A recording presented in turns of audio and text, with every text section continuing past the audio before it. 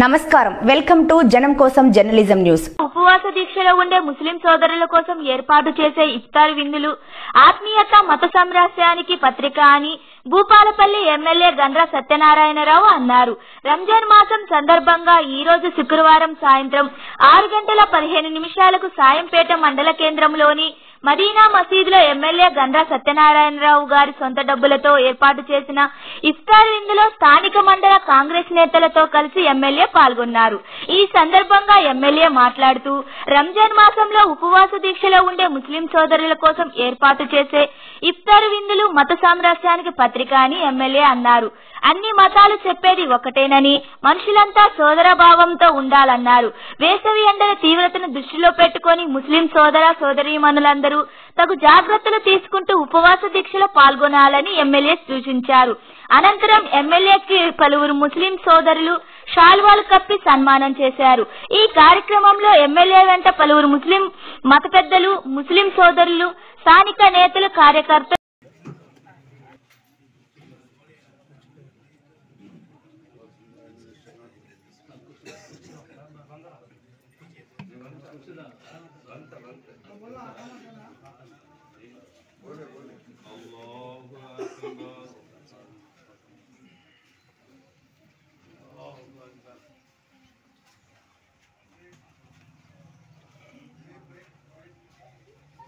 Alhamdulillahi Rabbil Alamin Ar-Rahmanir Rahim Maliki Yawmiddin Iyyaka na'budu wa iyyaka nasta'in Ihdinas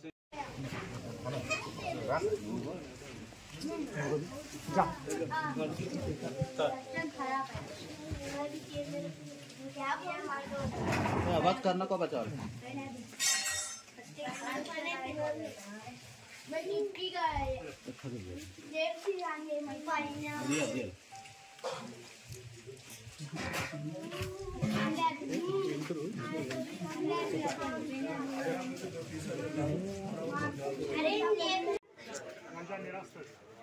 పవిత్ర రంజాన్లో పొద్దున 4 గంటలకు లేచి ఏదో ఇంత కొద్దిగా నాస్టల్ తిని మళ్ళీ సాయంత్రం ఈ టైంకు తినాలి. ఈ మధ్యలో ఎలాంటి నీళ్ళు కానీ ఎలాంటి కానీ ముట్టని ముట్టాలి, నూనె కూడా ఉండదు, అంత పవిత్రంగా ఉండాలి. నోటి నుంచి కూడా అబద్ధం కూడా మాట్లాడాలి.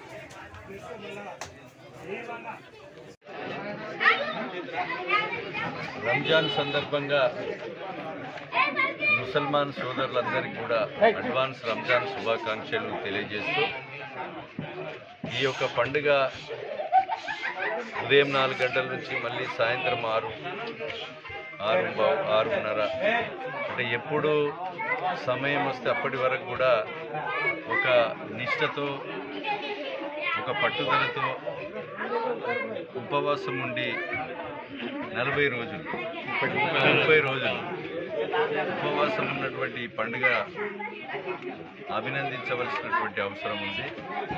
కులాలకు, మతాలకు అతీతంగా మత సామరస్యాన్ని కాపాడే విధంగా అన్ని పండుగలకు ప్రభుత్వాలు సపోర్ట్ చేయవలసిన అవసరం ఉంది. కనుక కాంగ్రెస్ ప్రభుత్వం ఈరోజు రంజాన్ పండుగను ప్రభుత్వ పండుగగా గుర్తించడమే కాకుండా ఈరోజు మసీదులకు కానీ, సాదిఖాన్లకు కానీ, కబ్రస్థాన్లకు కానీ నిధులు కూడా ఇవ్వడం జరుగుతుంది. ఇవ్వడమే కాకుండా వాళ్ళకి పండుగ సందర్భంగా దుస్తులు ఇచ్చి, భోజనం పెట్టి మంచి కార్యక్రమాన్ని కూడా తీసుకోవడం జరుగుతుంది. శ్రీమతి సోనియా గాంధీ, రాహుల్ గాంధీ నేతృత్వంలో భారతదేశంగా మత సామరస్యాన్ని కాపాడుతూ అన్ని కులాలు, ఈరోజు క్రిస్టియన్స్, ముస్లిమ్స్, హిందువులు, అన్ని వర్గాల ప్రజల మనోభావాలకు అనుకూలంగా ప్రభుత్వాలు నడిపిన చరిత్ర ఉంది. అందులో తెలంగాణ రాష్ట్ర ప్రభుత్వం గౌరవనీయులు ముఖ్యమంత్రి రేవంత్ రెడ్డి గారి నాయకత్వంలో కూడా అదే బాటలో నడవబోతుంది.